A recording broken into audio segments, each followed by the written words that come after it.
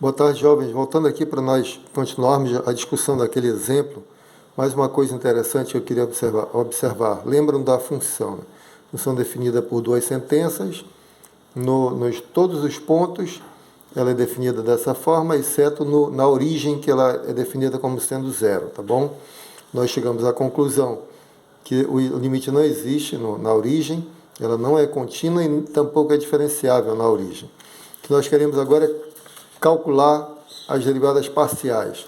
Ora, nos pontos fora da origem, você calcula usando a expressão mesmo, né? Quando você calcula a derivada parcial em relação a x, você olha y como uma constante, e o contrário também. Quando calcula a derivada parcial com relação a y, você olha x como uma constante, como sendo uma constante, ok?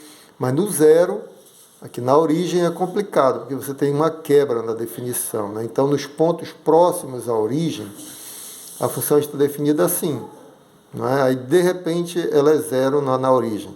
Então, aí você tem que voltar para a definição de derivada, né? Aquele limite. Aqui não tem saída, tem que calcular o limite quando você vai se aproximando da origem, tá bom? Porque nos outros pontos todos ela é definida dessa forma.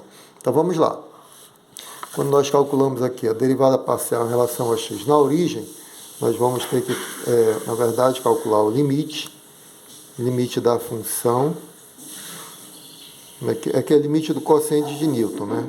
Só que aqui você vai aplicar a função, você vai variar só o x, não é? Vou variar o x, eu vou chamar de h, 0 mais h, vou dar um acréscimo h, então 0 mais h, h. Lembra que meu objetivo é escrever menos aqui para ocupar espaço. É 0 mais h, mas eu vou deixar só h. E fixo o y na segunda coordenada 0. Né? F de h0 menos f de 0, 0. Tá bom? Quanto que nós estamos estudando sobre h quando h tende a 0. Tá bom? Então, como é que você calcula esse limite aqui? Como calcular esse limite? Vamos lá aplicar a função, né? Bom, no zero, a função é zero. Então, isso aqui já desaparece, tá certo? Então, você vai ter f aplicado a h0. Vamos lá, na definição. h0 vai ficar aqui, ó, h vezes 0, 0, sobre h ao quadrado mais 0 ao quadrado. Então, fica 0 sobre h ao quadrado, não é? 0 sobre h ao quadrado no numerador. E ainda tem um denominador h, vai ficar 0 sobre h ao cubo, não é isso? Quando h tende a 0. Mas isso aqui vai dar limite de 0 quando h tende a 0, que é igual a 0. Então, ok.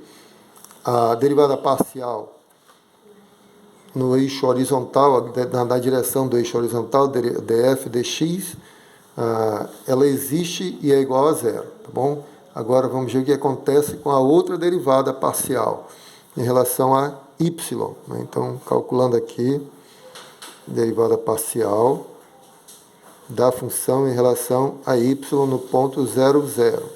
Então, temos que calcular por aquele limite do quociente de Newton. Dessa vez eu vou variar a segunda variável, né? Vou fazer variar, fixar a primeira, que é 0, e aqui 0 mais seria h, mas eu vou colocar k.